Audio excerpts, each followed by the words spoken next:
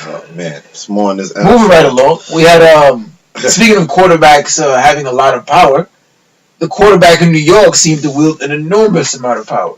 By Eli Manning being benched with the Giants, that cost not only the head coach his job, the GM got fired along with him.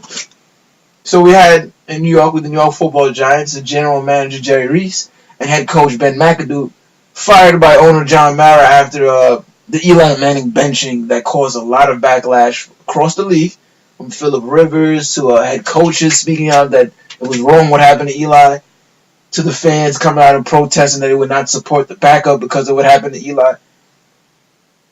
So with that call, Mara responded to the fans and the backlash, and he made somebody scapegoat for it, which was the head coach.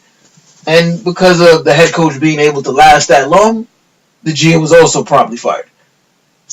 Your thoughts on the whole Eli and the Giants firing their whole... Well, the way the Giants ended off last season to this season, I guess, I don't know. You can't fire. I don't see why you fire everyone. But I guess you gotta get the whole thing together, the whole leaf together. You don't just grab a piece of it. You grab everybody all together. You grab them as a bunch. You get rid of them. So I get whatever case may be, firing. I'm not sure of all the whole situation. The defense did look sloppy this season. They've given up way too many big plays. The same players, but giving up way too many plays. Offense looked like a struggle. But my main concern about everything was the benching. The benching and the re-entering of Eli. If you're at the time, what are you, 2-10? 3-10? By the time he got benched, it was, I think it was 2-7. 2-7. And then they played Geno, it went to 2-8. No. I think it was 2-8, and then you played Geno and went 2-9, and then you played again. Now you're 2-10. Something at that sense. But you had 2 wins. Yeah. Pretty much, virtually knocked off from the playoffs. Yeah. Virtually, not mathematically. I think now you're mathematically. I'm not sure if at the point you was mathematically before they benched Eli. But for everyone can tell, all right, Giants aren't not making the playoffs. So with that being said, we're 2-11 now. Yeah, 2-11. So I think it was 2-9. Yeah. So he was 2-9. Yeah. Your best you can get was 7-9. Yeah. So there was no way he was making the playoffs. Yeah. At that point. Yeah. So why not try players to see what you're gonna go for? Eli Manning is now what, mid-30s? Yeah. I think 37. 37. So you don't have that much years left. Yeah. I think this was final year of his contract, or was next year's final year? I think next year's final year. Next year's final year. Yeah. So you're looking at a 2-9 record. Yeah. Pretty much at the top 5 lottery picks. Yeah.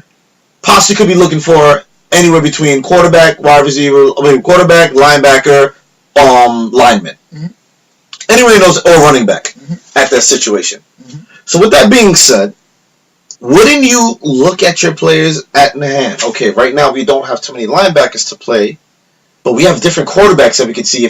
Do we have to draft a quarterback? Wouldn't this make it easier on your team going into the offseason to see what you can eliminate on having to spend money on or having to do research on? So if you have 2 active quarterbacks behind your starting quarterback who's struggling, why not attempt that, hey, okay, I'm 2-9, 11 games in. Yeah. We have, 5-6 games left in the season? Yeah. How about 3-3? Geno 3? If he don't look good in the first 3, we're trying Webb. Yeah, we're trying David Webb and see how he does the next 3. Yeah. And if they all look horrible, I guess we're going for a quarterback. Yeah. But instead, you bench Eli, put in Geno for 1 game, and then put back Eli. What are you doing? Yeah. Very confusing to me. That's just the thing that confuses me very much. All right, so me being a Giant fan, this actually touches very close to home. This is my team, and it's been very sad for me this entire season. But I've been saying since basically week 5, McAdoo has not been the right coach for the situation. I've been screaming for Rex Ryan to actually be the replacement.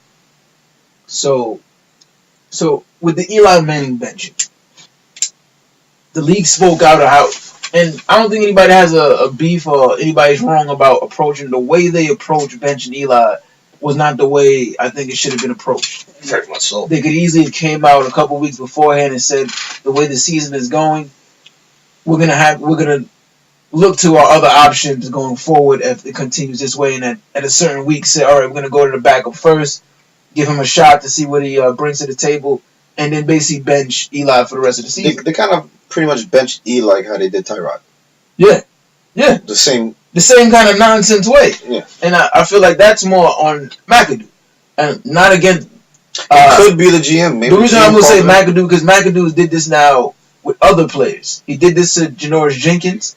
He did the same thing to Eli Apple. So there was another player. There was another corner he did that too. Yeah, he had to. DRC. He suspended DRC for a game. So all the three top corners, Ben McAdoo suspended in the very same format, or bench him in the very same format as the way he did to Eli. And since he's taken over as head coach, he's put thrown Eli on the bus several times in interviews. Where even in game one, when it was like, how come y'all had the false start? Well, Eli has to snap that ball. That's on Eli. He has to get that ball snapped. I'm like, wow. Even if that's the case, you keep that in-house. Like, well, we got to do a better job there. But to say Eli got to snap that ball, he has to find a way to not take that penalty. I didn't feel like that was right as a head coach to say about your franchise quarterback. And then Eli being the franchise quarterback, this is where I think they went wrong. If your team is 2-9, and you feel like you have 2 more years with this quarterback, and you have nothing left in this year, even if Eli wins the next 5 games, what does it prove? That doesn't help you in the draft. That doesn't help you with Eli. That doesn't help you because these players are not going to be his players with him next year. Odell Beckham, when he comes back, is going to replace these players here. These receivers that Eli's thrown to right now will not be the receivers he'll be throwing to next year when the receiving core becomes healthy. So, if you want to say that you want to protect Eli, it made more sense to bench Eli. So he can't, what if he gets hit tomorrow, or the next game he gets hit and tears his ACL, separates his shoulder, which is it can happen. Now Eli's down for the next 6 to 8 months. So not only have you cost him this year, you will cost him a portion of next year when you feel like you can compete. It has no reason for Eli to be playing right now. If you want to even say that's your franchise, why even play him right now? There's no benefits to winning a football game right now, other than seeing what you have. Eli's played for the last 15 years. You know what you have in Eli. Nothing will show us anything different. I didn't understand the idea. So the idea that, we need to bring Eli back. Why? Because Eli wants to be the starter?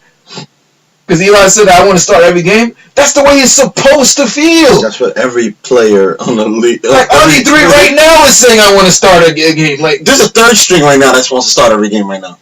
Mark Sanchez still feels like he can start in the NFL.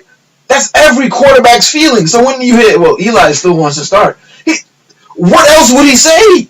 That's not his choice. So now, with McAdoo, he just messed up all season. Never committed to the run, never made the game easier for Eli, and it alienated his defensive squad. That's why, Ben McAdoo was over there. But if you want to say that Jerry Reese should have been fired, or somehow Jerry Reese is at fault, and the only reason I think Jerry Reese should be fired, and was fired, was because Jerry Reese did not fire Ben McAdoo sooner. You're the general manager. For McAdoo to last this long, that's on you. You should have got it. I think that's exactly why Jerry Reese is fired. Yeah, because you let this floodgate go in real deep. But then, so actually, I love to talk with numbers. I only talk with numbers. So when a lot of people came out and said Jerry Reese had to go, Jerry Reese was just as much as the problem as Ben McAdoo. Jerry Reese has not done a good enough job at putting pieces around Eli Manning for the Giants to be successful. I had to ask, where's the statistics, right? Do you have stats to prove that? I went ahead and got stats to prove that. So Jerry Reese, right? His main criticisms, the biggest criticism, he didn't address the offensive line.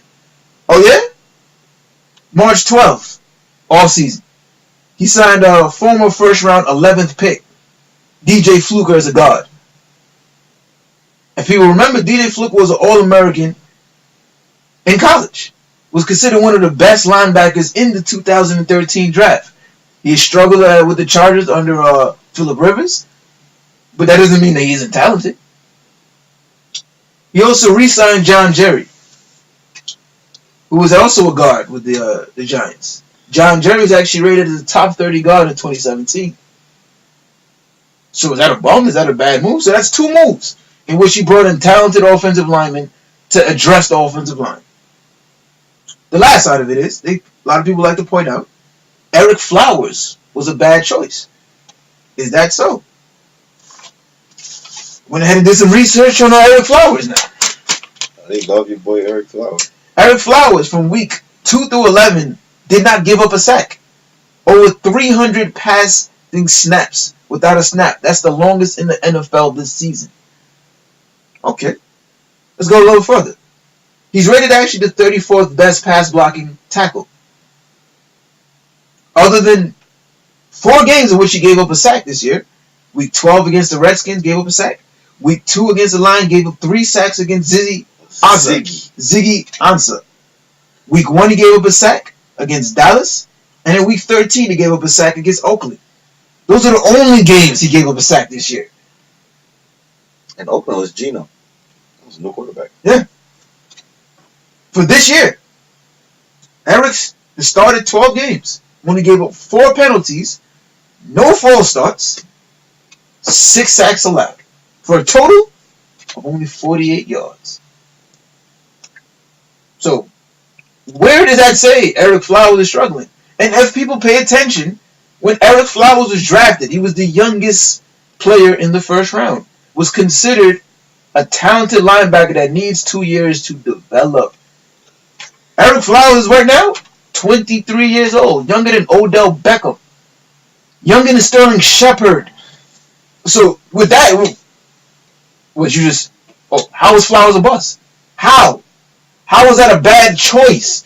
So when people want to talk to say Eric Flowers is a bust, not to mention, he started 43 straight games. Durability is the best thing that you can get from a lineman. The best thing that you can get from a lineman is durability. Not talent. Durability. He started 43 straight games while going through ankle injuries. I would beg to differ on the talent part, but I get what you're saying. The durability is very important. I see.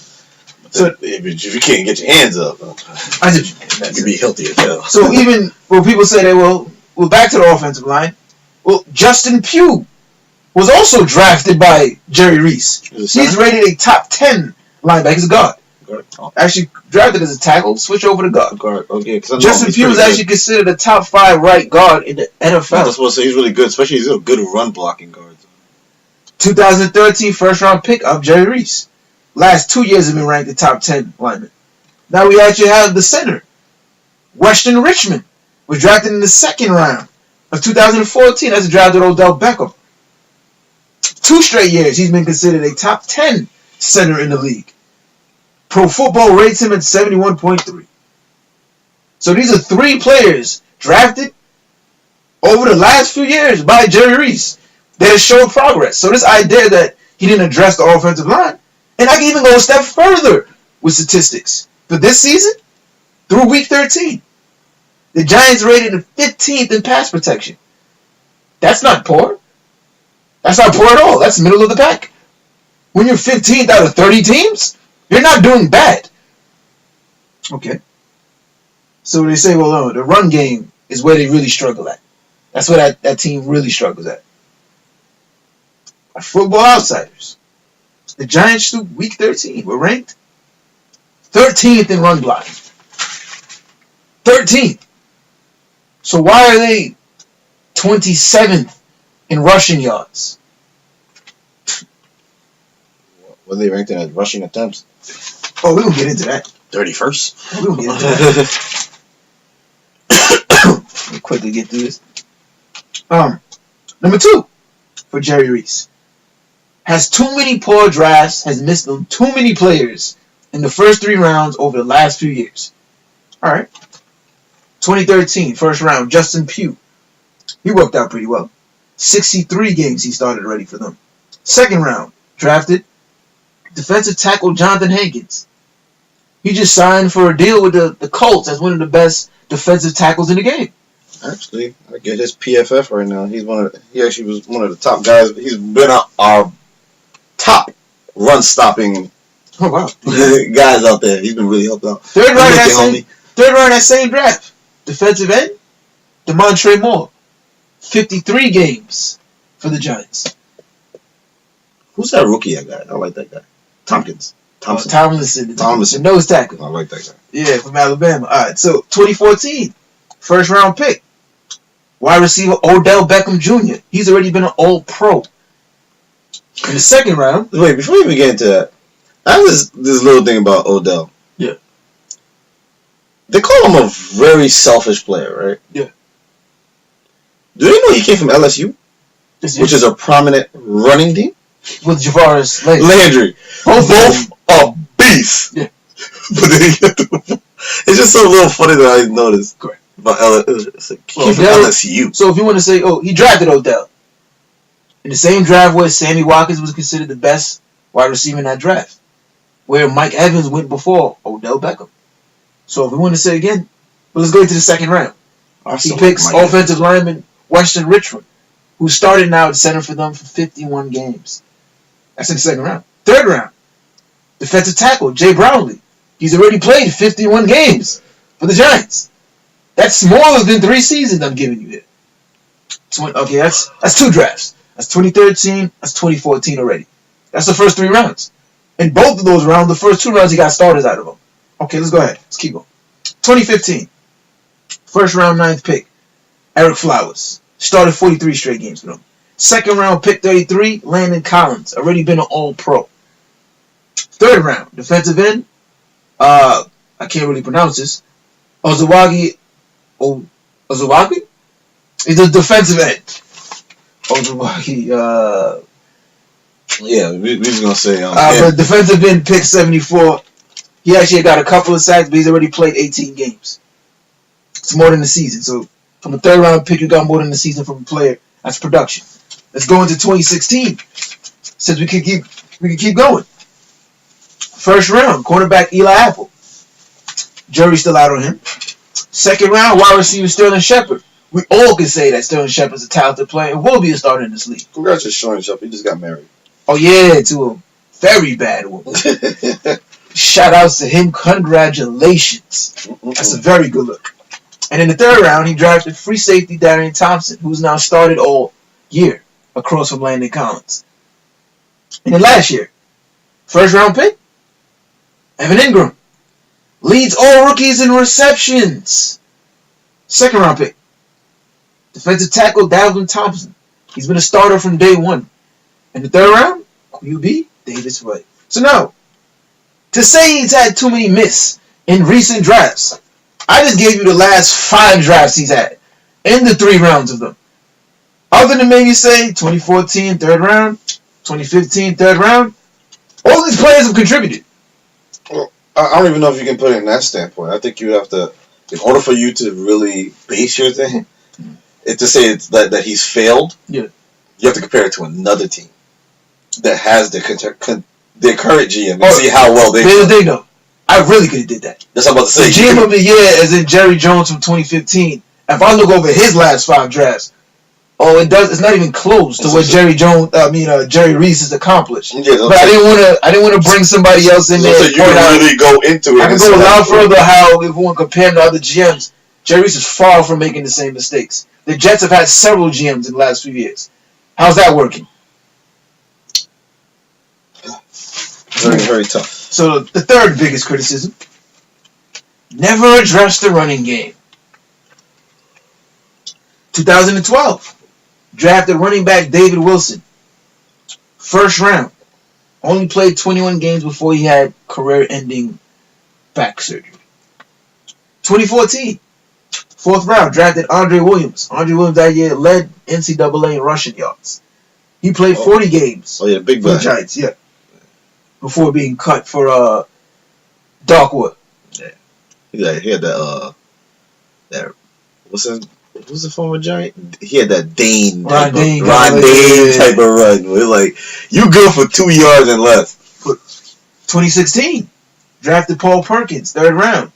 He was a starter coming into this year before he got hurt. He got hurt and then Darkwood took his starting role, or Ben McAdoo gave Darkwood a starting role. Oh, you can even go a little bit into this year, 2017. 4th round, drafted Wayne Gallman as a running back that has contributed already, averaged 4.1 yards a carry this year. You can go a little bit more into it because I know. Oh, there's more. They made trades for Shane Vereen. There's more. That's just in the draft. Oh, yeah, okay. For the running back they addressed. So now, in free agency and trades, 2015 signed Shane Vereen, 3 years, $12.5 million. 2017, re-signed Orlando's Darkwater. Former standout with the New England Patriots, who actually had pretty good games. And just to continue to work on... They put him in there for the passing back. Correct. To help Eli. Oh, a lot. In 2017 alone, re-signed Orlando's Darkwater, signed run-blocking tight end Reed Elson, 4 years, $18 million, just to improve the run game. Also signed undrafted free agent fullback Shane Smith, who was just brought back in, I believe, week 11. And then who was the other guy you had? The one that used to do the touchdown. Came from Oakland. Rashad Jennings. Well, I didn't even want to bring him up. I was saying that what he's done in the last couple of years. How long Rashad Jennings been there? From 2011? Jennings, I think, came before Vereen. So I think he's there since 2013. He just retired, actually. He just announced his retirement early this week. Oh, nice. So, I mean, prior to him, shout out to, what's his name retiring too as well? Hester. Yeah, Devin Hester. Let me just shout out to Devin Hester.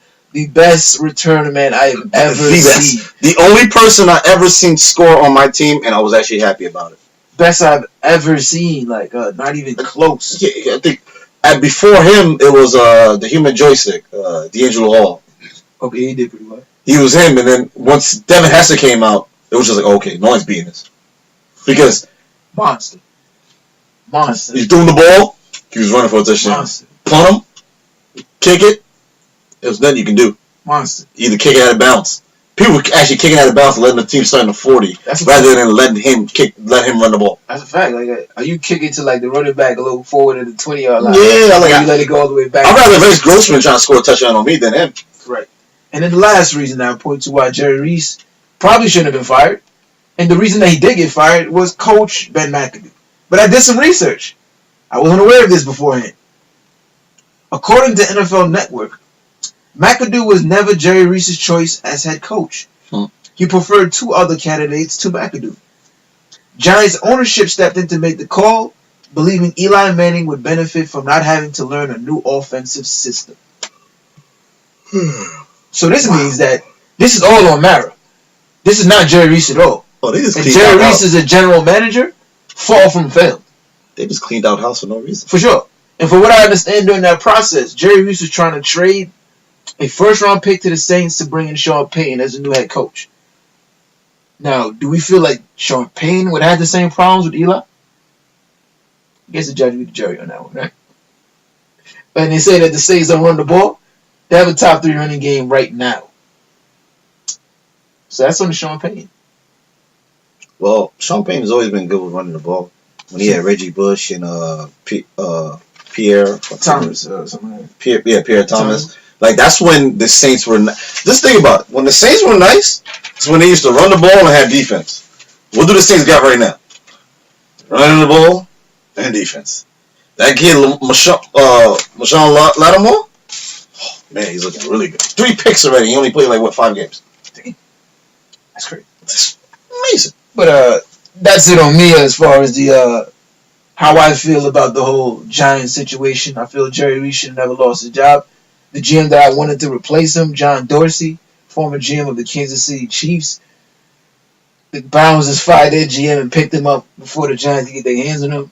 So I'll let the Giants go ahead and make a decision. But I really like John Dorsey, but he's no longer there. I think Dorsey will do well with the Browns now.